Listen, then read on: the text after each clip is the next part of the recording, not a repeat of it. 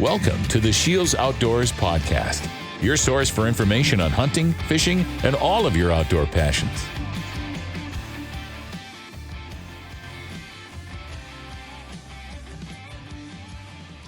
Hello, everyone, and welcome to the SCHEELS Outdoors podcast. My name is Mike Anderson, and I am not going to be the host of today's segment. We're going to switch things up a little bit here. We have Tim Free, which is my counterpart on the social media side of things for sports.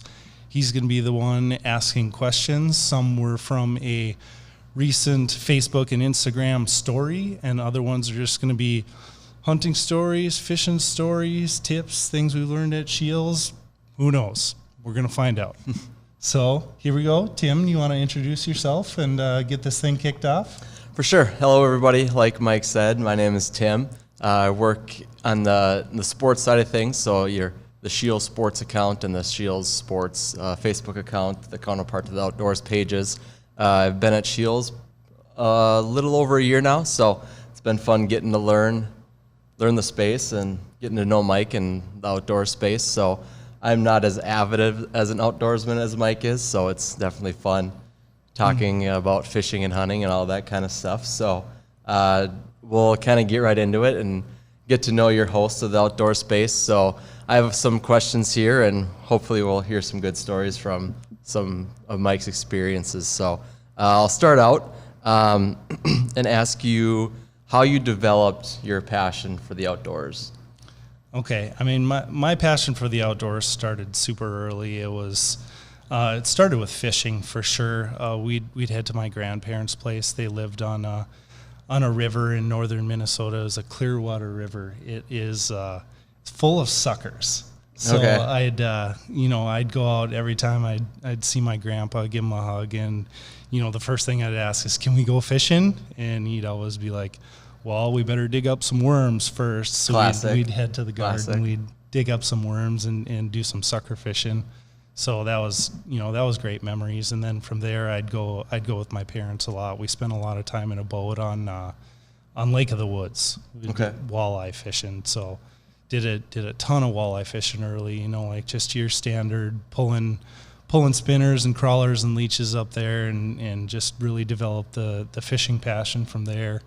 But moving into the hunting side of things, you can't really hunt until you're 10, and then so right. I'd watch my dad go out and do deer season, and then my cousins who were a little older than me, and I just had that itch, and deer season finally came, and I got hunter safety, was old enough, and got into the rifle side of things. Shot a doe my first time, and then a little 4-point buck, and a few years into that, my uncle got me this bow. It was definitely older than me. But, yeah.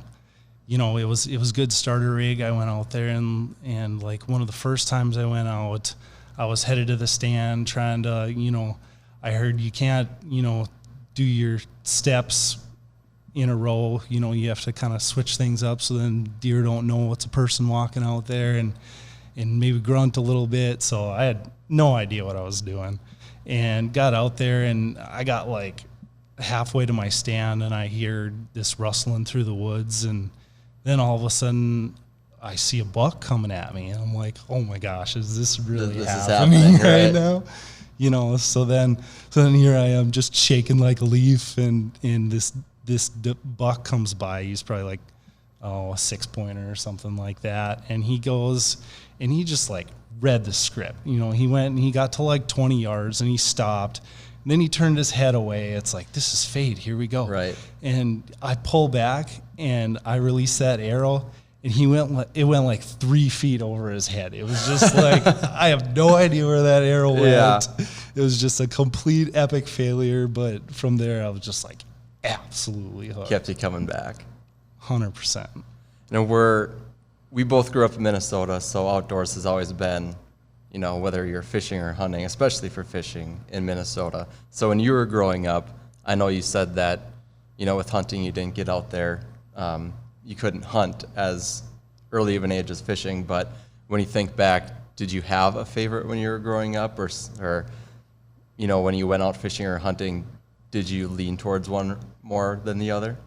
I definitely leaned more towards fishing right away just because, like, I was able to do it. The luster of being able to hunt when I got old enough was a huge driver. Right. So, like, transitioning into it now, I would say, like, I'm more into the hunting side of things. So, like, say if both seasons are open, like in the spring, if I want to go catch crappies or go turkey hunting, like, you're going to see me throwing on my camo. Yeah. But, they're both, there's just so much great things about each of them in different aspects. And I was learning, and, one thing I really enjoy about it too is, like, now I have 2 daughters. I've got one that's just coming up that's a year old and another one that's 5.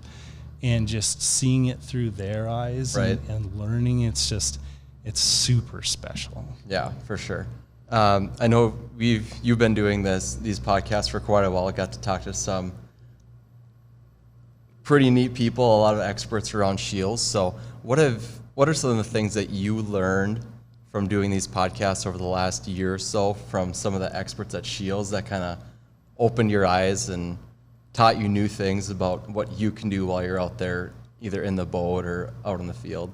Oh man, you're gonna really make me rack my brain here. So, like I said before, we're coming up on 50 segments now, which has been a blast.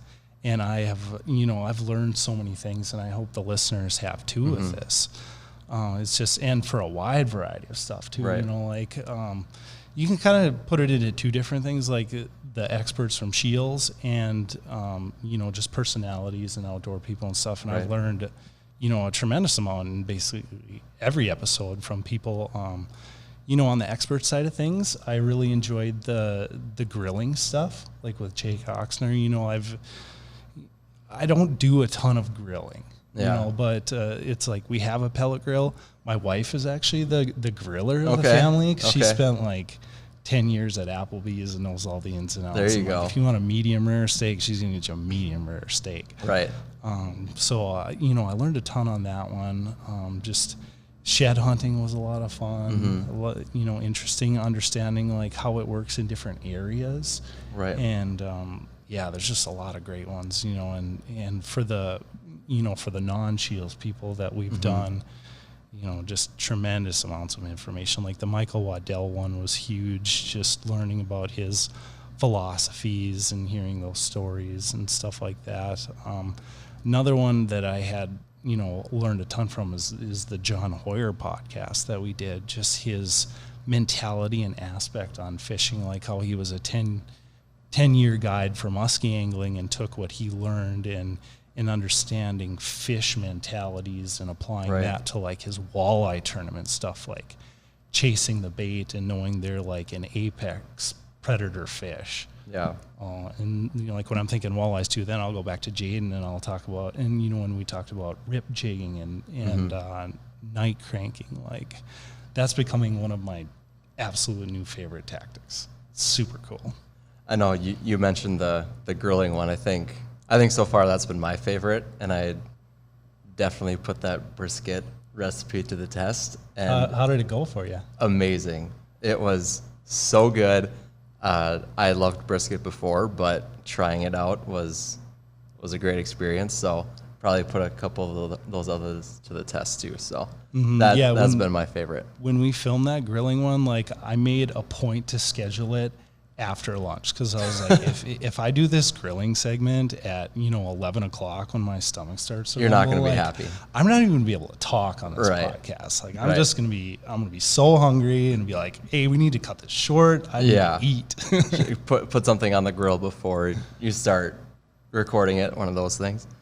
Other than the podcast, you've been at SCHEELS for about 2 years now, I believe. Yeah, right around 2 years. And we talk a lot about SCHEELS experts, and on the podcast too, about how many people there are across the company. Doesn't matter what store they're in or if they're here in the corporate office, that know so much about the outdoor space, whether it's fishing or hunting. So what have those relationships done for your knowledge and like some of the things? Again, it's kind of the same question, like open your eyes or taught you new things, being able to have a relationship with these experts who have been, fishing and hunting for 50, 60 years, that maybe have taught you new things.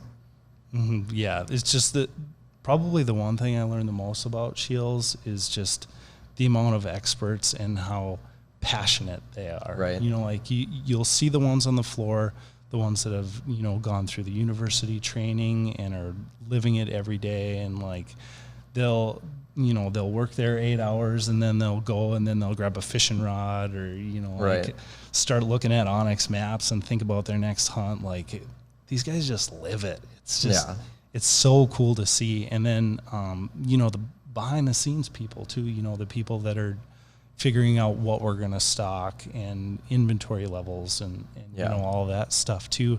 Like a lot of those people have been around for 20, 30, 40 years, and they live and breathe fishing and hunting and the outdoors just as much as the people you see on the floor too. And just the amount of knowledge, just, you know, talking with the people after meetings or in casual conversations or, hey, how'd you do fishing this weekend? Just, it's absolutely astonishing.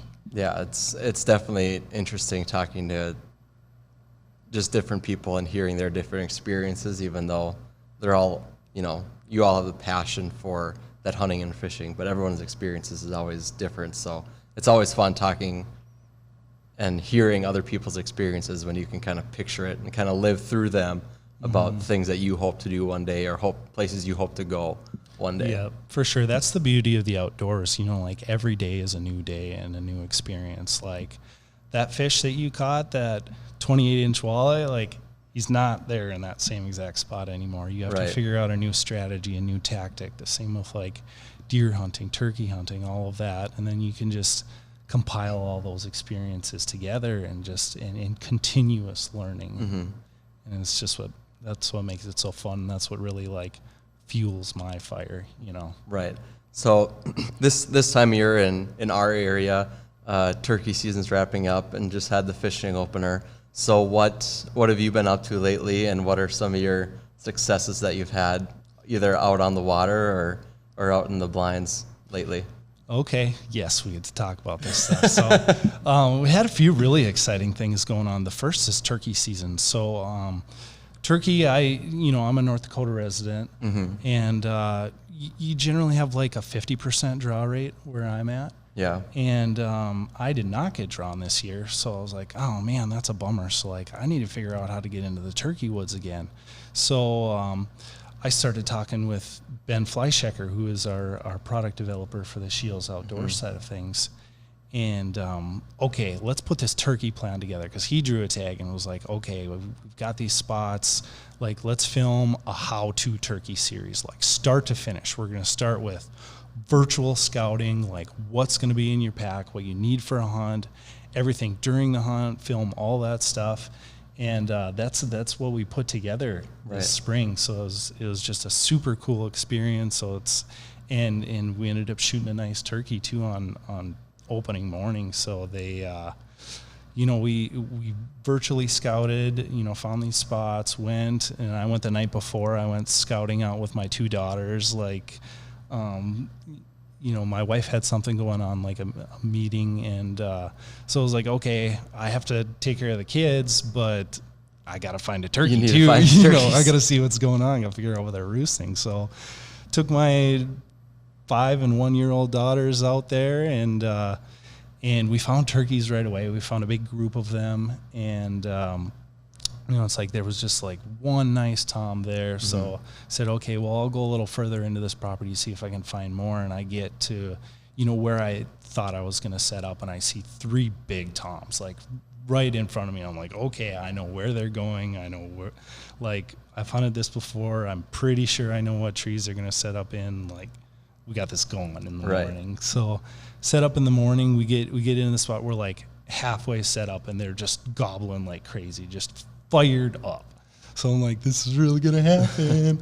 And they Ben is he's a genius on the call. Yeah, like, when you say expert, he's definitely an expert. Yeah, he's killed a lot of turkeys. He's got this hashtag like Road to 400. He's been a turkey guide, and a lot of turkeys have fallen victim to his setups, and I could definitely tell why immediately. And and those birds pitched down, and two of them came up. I think they actually came from a different spot than what I thought. They were just, they were more excited than anybody else, and they were they came right to the decoys, and it just worked out perfectly. So it was nice to be able to, film that experience and talk about it, and hopefully help people in with their future hunts. I mean, that's the main goal of this.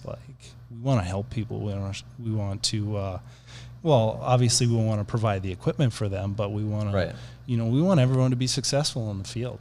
Exactly. We covered a little bit of the spring hunting and touching on fishing. Now that fishing opener, specifically walleye, is now open, especially for Minnesota. What are your tactics for early season out on the water when you're trying to find those walleyes? Okay. Well, I did make it out for Minnesota opener. I'm originally from Minnesota, so I, spent my childhood fishing those areas, and we went to Red Lake for opener. Okay. So it was nice because I went with my brother and my parents, and I grew up fishing with them, and we haven't done it for the longest time. Right. So it's nice to get back in the boat again. I'm texting my brother every day, hey, this is what I'm throwing on. That's what I'm throwing on. So the first thing I threw out was this. Oh, it was a 5-inch paddle tail with a big jig, and that was not the correct answer that day. They weren't in the right mentality for that, or maybe my cadence isn't right. That could be. I haven't spent a ton of time doing swim baits, but anyway, so going out to Red Lake, and we get out there and we see this just line of boats. They're 6 to 8 feet of water. It's doing like a city of them. Yeah. And so I think we have a good idea where the fish are at. And a lot of success I've had on red is to kind of go against the norm and kind of get away from everybody else. So we drove around to certain areas and utilizing our side scan, trying to find them, and we ended up going in the line of boats in that same depth range, but kind of a different area. Right. And that seemed to be the ticket. So our first couple of spots really weren't that productive. I was throwing a paddle tail. A lot of the rest of the people were using, the other people in my family were using live bait and just jigs and stuff. And we'd pick up, a few here and there. And we got to this last spot where, driving around really slow with our side scan, we saw this rock pile. So it's okay, if anyone's fished Red Lake, it's just a giant bowl with basically no structure, which makes sense why all these boats were lined up in a row along the whole shore. Right. And so we see these rocks, and it's okay, let's set down here and let's start trying it. So I was using a rip and wrap. So I just listened to that John Hoyer podcast preaching on artificial baits and catching them the way you want to. Right. I want to catch these fish on artificial baits, and I failed miserably the first time, but the second one it's okay, we're in a good productive spot, I think. Right. And I was actually using a new bait casting reel. I got this Abu Garcia Veritas. Okay. It's I'm gonna try and get into the bass game. I've had enough podcasts where I want to try bass. So I got that, and my brother was testing it out, and he had a huge rat's nest in there and messing around with it. The drag was all messed up, and I didn't think to change it. So first cast, I throw out that rip and wrap, and my second rip, I just got smacked, and I was yes. So, but I set the hook, and then there was no drag. Nothing. And I was so excited, I didn't think to put my thumb on the spool and give it a jerk again. Right. And it got off. And I'm that was just an epic failure on my part. But, readjusting my drag and stuff. And I caught a few fish that way. It was good. I caught the biggest one that I had that day. It was just 20-incher, nice fat fish. Yeah. And, but I got outfished by live bait big time. So I finally just swallowed my pride and was I'm the SCHEELS guy, and I'm getting outfished by everyone in the boat right now. All right, let's just give them what they want. Right. Move to the minnow presentation. Right. And that was super effective because you would cast right past those rocks. You'd feel that tick, tick, tick, yep. tick. And then they wanted a super slow presentation, basically just like leave it on the bottom. And we did really well. So it was a ton of fun. I mean, there's a slot limit on that lake where you can keep 1 over 17 and 2 under, and we had a tough time finding our underfish. It was just like super healthy fishery, but it was really great to get back in the boat, do some fishing with my family again, and have some success on opener too. Yeah. But moving into farther along the season now, then I'm gonna throw that paddle tail back on. Right. You're not done with it. I'm not done. We just took a pause. Right. So I'm gonna be looking for weed lines right now, like the first emerging weeds, and probably using some paddle tails. There is gonna be my next step. But I'm super excited for when these temperatures warm up a little bit more, the fish get a little bit more active, and I can do some rip jigging. I know earlier you mentioned when we started, there were some questions from your audience on SCHEELS Outdoors, and a good follow-up to that one. I know you mentioned some of the rod and reels, but a good budget rod and reel combo. We know that there's a lot of people that are maybe getting out fishing for the first time, maybe this year, or they're trying to get a little bit more serious about it, but they're not quite sure what to get. I know we've talked about what's a good setup if you're looking for panfish or for bass or for walleye, but if someone's coming in looking for that introductory rod and reel combo, what would be your go-to for somebody looking for that? My immediate answer is going to be the SCHEELS Pro Angler combo. Okay. I absolutely love that one. Like, I bought one of those before I even came to SCHEELS, and like, bang for your buck, SCHEELS rods are awesome. And like, anybody that owns one is likely going to say the same thing. And the Pro Angler comes with like it's our SCHEELS Outfitter reel and rod, and it's I think it's $70. Okay. And for that price, like, a lot of nice reels are around like $100. Right. And then like this reel is, I think if you buy it without the combo, it's $40. And I got a chance to fish with it at university, the newest one, and I was like, man, this feels like $100 reel in my hands. Yeah. And I asked like, okay, which one is this? Is this like the guide or the Pro Angler? And it was the Pro Angler version, and I was just like, wow, this is a great reel for the price. And I'll say that to everyone. And that combo is great with versatility too. Like you can do jigs, you can do cranks, you can do bass, you can do walleye, you can do whatever with it. So it's, like that 6.6 medium fast. Right. That's my jam with that. Just like you can catch, I mean, not panfish, but like any decent sized fish. You can take that. You can do a lot of different tactics. Obviously, there's technique-specific rods, so you're going to get a better one, like if you want to do a specific technique. But all-around versatility, that Pro Angler combo, money. That's the go-to.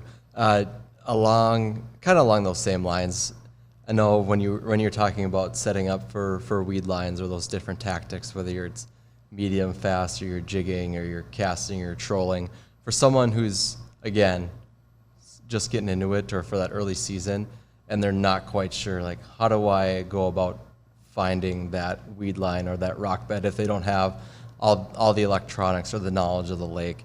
What's one good tactic that everybody can go out there on most days, depending on the fish, because they're not always going to bite, but something that is your go-to to be successful whenever you're out on the water? Not everyone has the best electronics, or maybe even has electronics. Right. But everyone's got a set of eyes and some intuition. Yeah. So my recommendation there is to start shallow and look for those weeds, and then basically, especially this works great in clear lakes. So if you got a clear lake, definitely do this. Just visually look and see where the weeds quit, and then start fishing those areas. Like sometimes the weeds will be deep enough where you won't be able to see them. So it's like you make a cast. Okay, I hit weeds on that one. Let's go out another 10 yards and see if I hit them, and kind of fine tune that area. And you know, you can fish above the weeds too and get the ones that'll go up. But a lot of times I've found, you know, like right on the edge of that weed line, either, and another thing to bring up there too is like inside and outside weed lines. So like sometimes like you'll, especially if a lake is clear enough, you'll be able to see weeds, start and end. Right. Especially like that, you know, right after spawn, those fish might be sitting on the inside part of those weed lines, and that's you know, going to be shallower, going to be easier to see. You know, key on those areas if you can, you know, hit them there, get after it. If you don't, maybe then push to that outside line. Right. So, but yeah, I mean, look for the weeds. Yeah, that's the best way to do it right now. You know, another great way to do it is like, you know, utilizing Navionics maps or you know, something like that. You can buy that app for like $10, and you can, you know, you don't need a electronics to at least see structure. Right. So then what you can do is you can, you know, you can look and see where you're at, and then say, okay, I think this is where the point is, and then start fishing that. And if you're not precise, you know, do some casting. Do like a jig in a minnow or a jig in a plastic where you can cover a little bit of ground and know, like, I'm in the general area, but I don't know exactly where it's at. And then you can end up casting, you know, like, and you'll know how deep it is, because it's like, okay, I'm hitting bottom right away. It's taking a while longer. Now it's taking a long time to hit bottom. So that's another great way to do it. So electronics, it's not going to sell a lot of our fishing electronics, but you know, it's a lot of rods and reels. Yeah, we're here for tips. We're here to help everybody. That's our main goal. I know you mentioned it earlier, so I'll ask it in a little bit because I think I know the answer. But since we're talking fishing, first I'll start summer or winter. I know you're a big ice guy. So if you could only do open water or ice, what would be your choice? Oh man, that's a good one. This is going to be kind of a cop-out answer. Of course, both. I'm gonna say ice fishing because hunting seasons aren't seasons are not open in the winter. There you go. So then I don't have to have that decision of like, do I want to pick up my shotgun and hunt turkeys, or do I want to pick up my rod and fish crappie? Right. So I feel like that's kind of cheating, but you know, taking hunting out of the equation, I think I'm still gonna pick ice fishing. Okay. I do. I love it. It's so fun, especially like, and honestly, my favorite fishing story comes from ice fishing. Let's hear it. This past year. So I went and picked myself up a Garmin Panoptix. Okay. So I'm gonna say thank you, stimulus check. There you go. Right. You know, like I've been trying to save up forever, and it was like, oh yeah, I got some extra money now. I'm gonna invest it in a Panoptix. Treat yourself. So yes. You know, I picked up one of those, and they're absolute game changers. It's so fun just being able to like, and I have a lot of fun crappie fishing, like deep basin stuff. You know, finding structure like that. Suspended panfish with a Panoptix or a live scope, or you know, an active target coming out. Any of that stuff is game changing. So just being able to like drill one hole, scan around, and look 150 feet and be like, okay, there's a group, you know, like they're 90 feet away. I'm going to drill and I'm going to get on them. Right. So, and, you know, like just learning how to do that is a lot of fun. And I've, you know, caught a lot of fish this winter. It was super cool. And you learn new tactics too. Cause like before I had always used like a tungsten and a crappie minnow. Cause I figured that was like one of the best ways to catch them. But now then it was like, okay, I'm on these schools now. Now I need to drop down faster. I need to get down there right away. So it's like, okay, I'm going to start using plastics. So it's like, okay, you start figuring out the proper cadence for plastics, and then you just become like, plastics are my new confidence bait with that. Right. So it was like, okay, you know, like I know I can catch them on live bait. I know I can catch them on plastics. It's like, now I want to target the big fish in the schools. Like I want to use those ultralight ripping wraps now. So it's like, okay, I'm going to move and I'm going to figure out how to catch them on ultralight ripping wraps too. And like, I'm not as comfortable with those as plastics, but I'm starting to get pretty dangerous with those too. And especially like trying to pick out the bigger fish in the schools. It's super fun. It goes from like well, hopefully I catch a fish today to be, I need to be selective in my harvest. It's wild. And then what I like best, and which brings me to my favorite fishing story, is bringing my daughter out. Because okay, I know I can get on fish now. Yep. So now I can get my daughter on fish. So I went out one day this winter and, scanned a couple of basins, found them, started catching fish.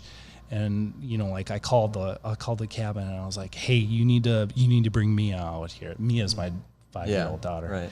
And let's get her on some fish. Yeah. So I had, I was still going out and that school was stationary. So I was like, this is going to be great. She's got to get out here. She got out here and I switched my rod to a bobber. Mm-hmm. And, I was my job was adjust the bobber a foot above the fish and set it there. Just let her go.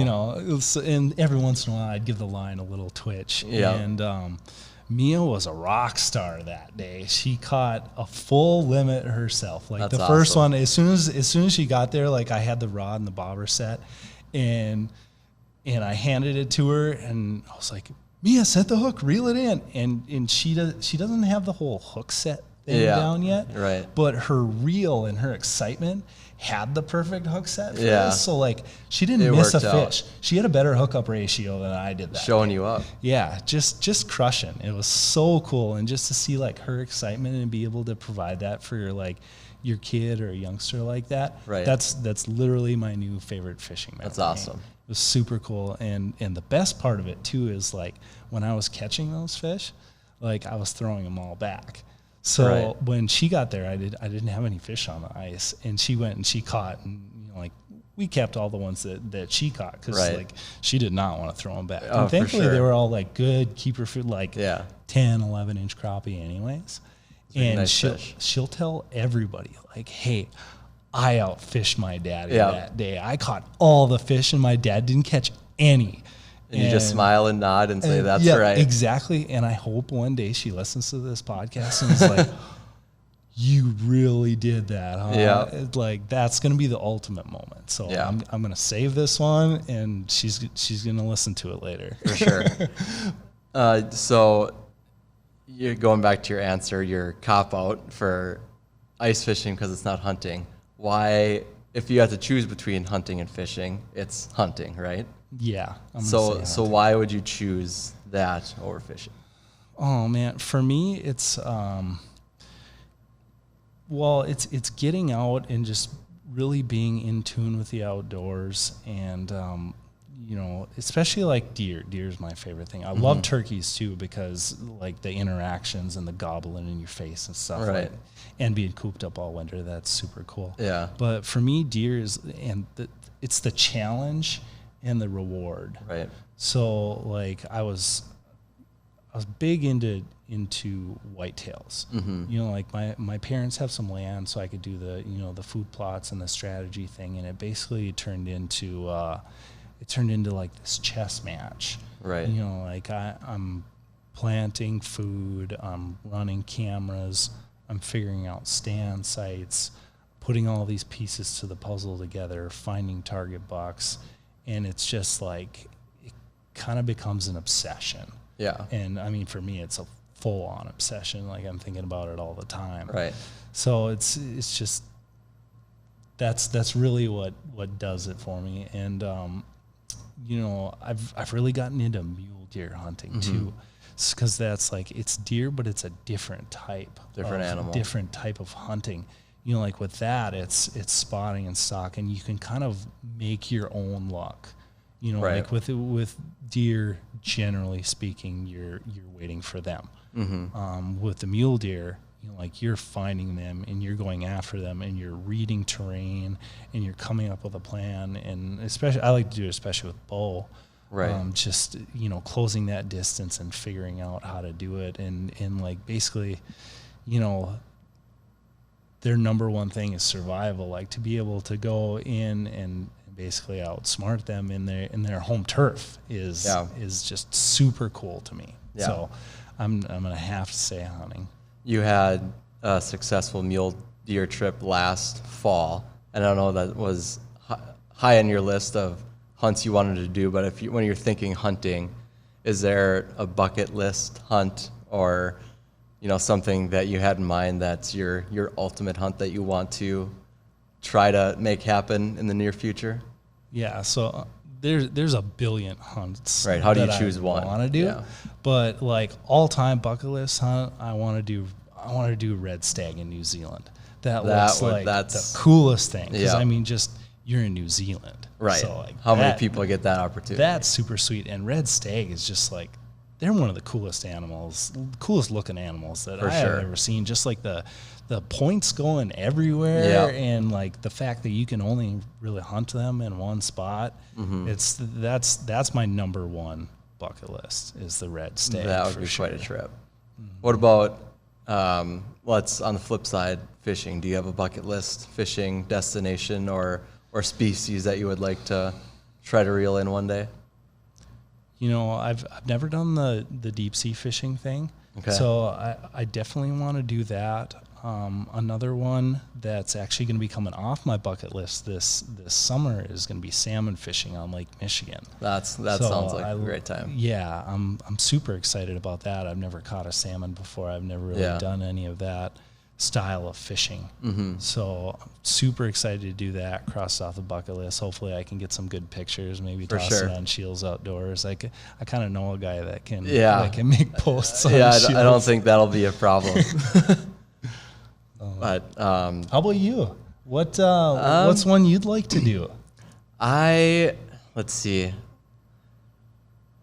I think along those same lines, like a salmon trip, like in Alaska somewhere. I think that would be amazing. I know another bucket list for me would be like that deep sea, like the tuna fish, something like that along the East Coast. I'm not a hunter. I'm more of a fisherman. Growing up in Minnesota, having that background, but I think those are two things that to me would be amazing. But I think that number one would be salmon.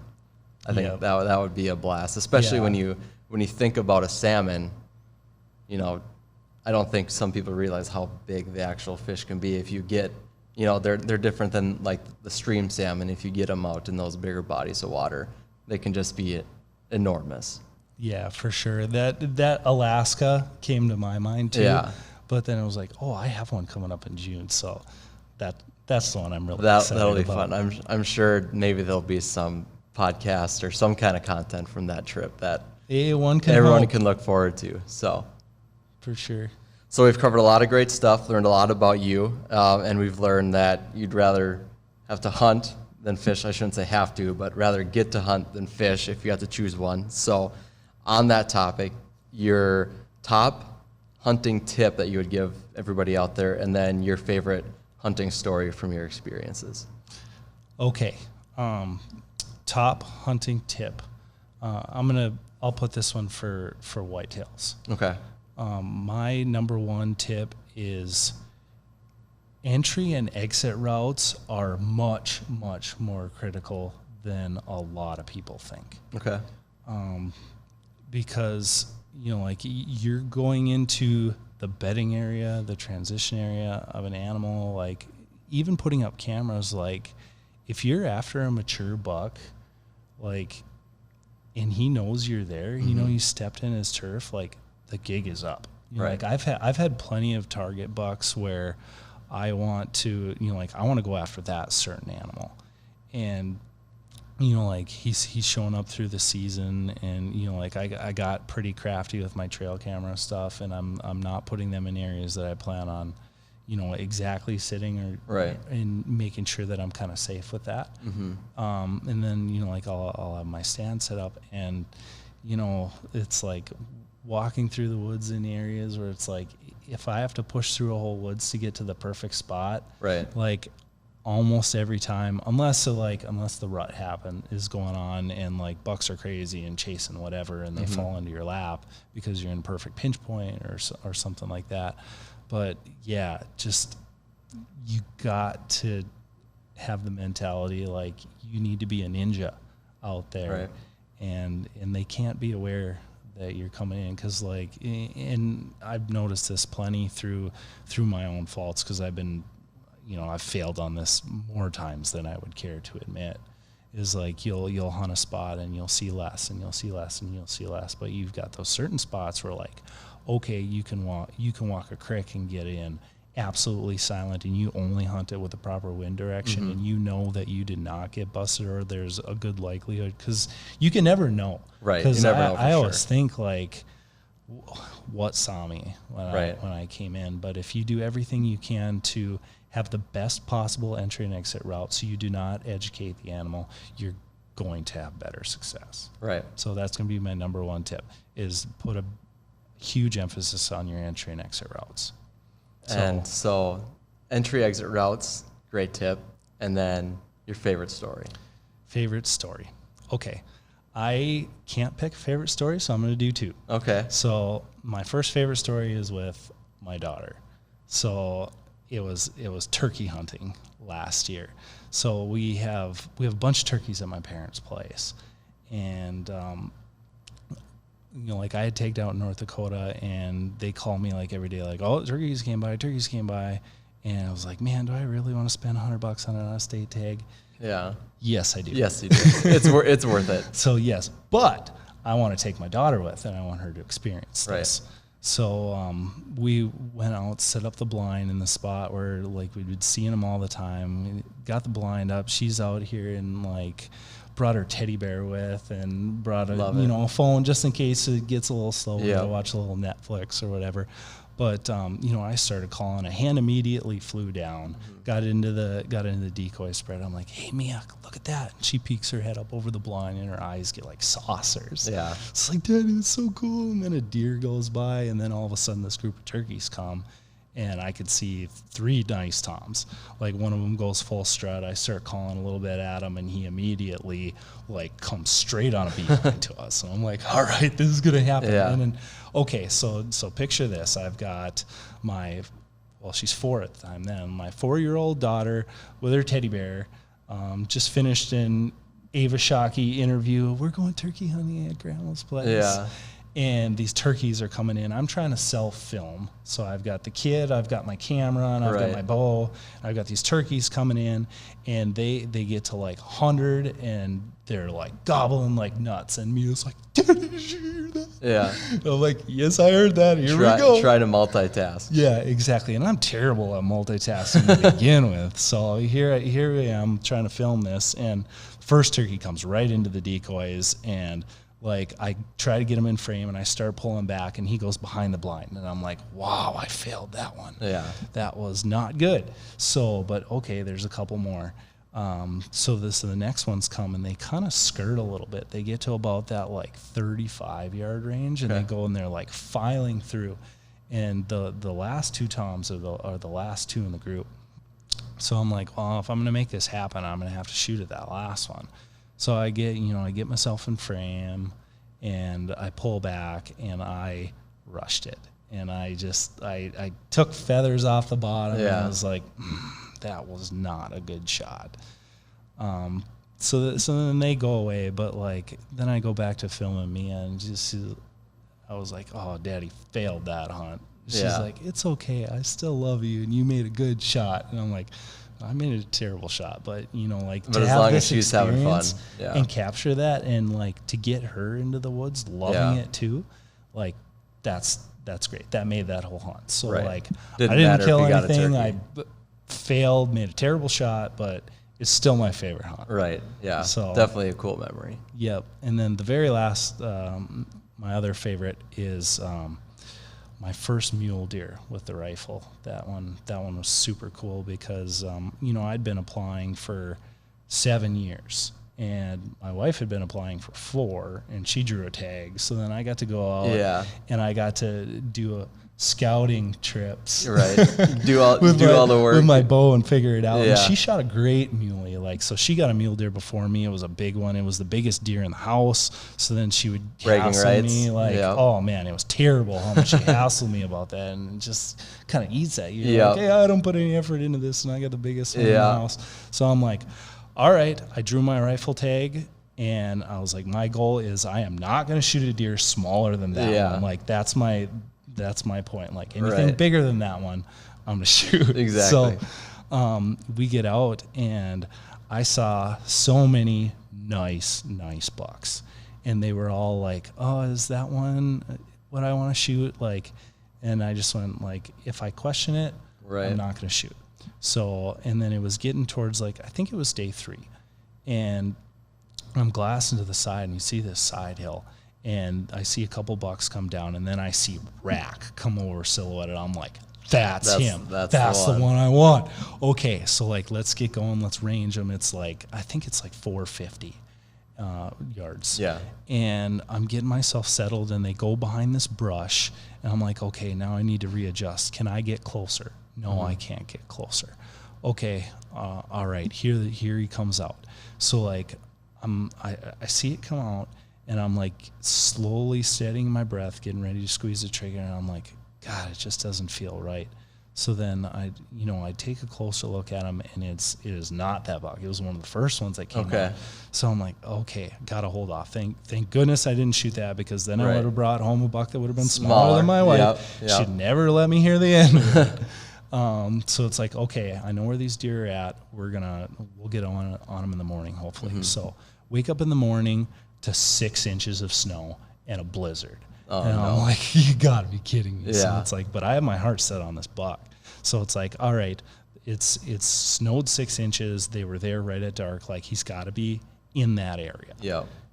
So like, okay, I'm going to go old school style, and I'm going to try and find tracks, and I'm going to try and get really up close on them.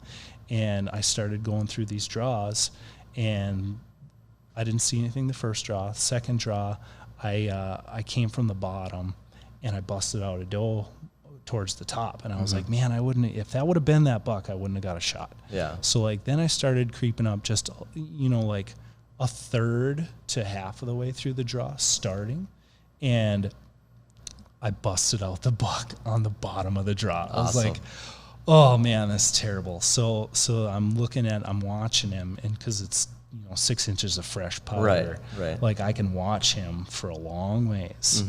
And so I sit there thinking about what to do next, because the wind is not very good, because he basically went right. So like, if I'm going to track him, the wind is, the wind's going to be blowing right at him. So I'm sitting there, I grab a sandwich, and I think about this, and I'm like, I think the wind is just good enough where if I can follow his tracks, I can get to him, I can be okay. And so I drop down there, and I find his tracks. So it's like, this is the buck I see hopping. Like, I know it's him. It's snowing. So I'm going to follow him. So I follow him like half of a mile. I get down to this low spot where there's like no wind, and I see the tracks go right, and then they stop and they go back left. Okay. And I'm like, okay, I think this buck's close. Right. So by that time, I realize that I hear something pop up like 10 feet away from me. There he is. So I'm like getting ready. I still have my scope covers on. I drop them off, and he stops at about, 150 yards. Okay. So, maybe a little longer than that. But, so like, I shoot a Bergara, and it's a heavy gun. So like, it's meant to be shot over like a pack or a tripod or something. So I'm like, freehand. I didn't practice this a lot, but I can make this shot. Yeah. So I shoot, and I hit him. I hit him back, and I hit him low. It's not the way I wanted to do it, but it happens. Right. So, and it's still snowing hard. So it's like, I have to go after this deer, or it's going to cover everything up, and I have no idea where this thing is at. Right. So I get to tracking again. I'm finding okay blood, not great. And he was the toughest animal I have ever seen. I tracked him for another like 2/3 of a mile, and I see him. He made a giant loop all the way back to basically where I found him, and I ranged him. He was at 403. He was quartering hard at me, so I'm like, I'm gonna aim right for that shoulder and squeeze the trigger, and I was able to make it happen on that one. It all turned out good in the end. Yeah, it all turned out. So it was just like, I'd never worked so hard for an animal, and to see that happen was super cool. Definitely a lot of work put into it, but it cool to see the rewards. Yeah, for sure. 100%. So, all right, that's what I got. Well, thanks for having me. It was fun learning a little bit more and talking about some hunting and fishing. So thanks for having me. Yeah, absolutely. Hopefully I didn't ramble on a little too much. Hopefully people got some, useful tidbits of information. And yeah, it was a blast. It was kind of nice being able to, be on the other side of the microphone. Share some of your stories for a change. So for sure. I know I've heard a lot more. So yeah, I'm sure there could easily be a version 2 of this podcast. Yeah, if you see me on a daily basis and you start talking hunting or fishing, I pretty much don't stop. So, but yeah, everybody that listened to this podcast, I just want to say thank you for listening to my story. Hopefully you enjoyed this. If you have any questions, feel free to reach out. If you're on Facebook and Instagram, I'm the one that's signing Mike in the comments. If you got anything for me, just let me know. I'm here to respond. So, thanks again, and see you next time.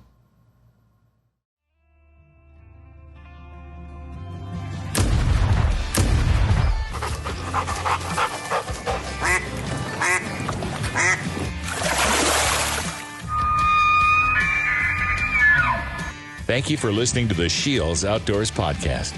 Stay tuned for future segments and visit our social media pages, SCHEELS Outdoors on Facebook and Instagram for daily updates.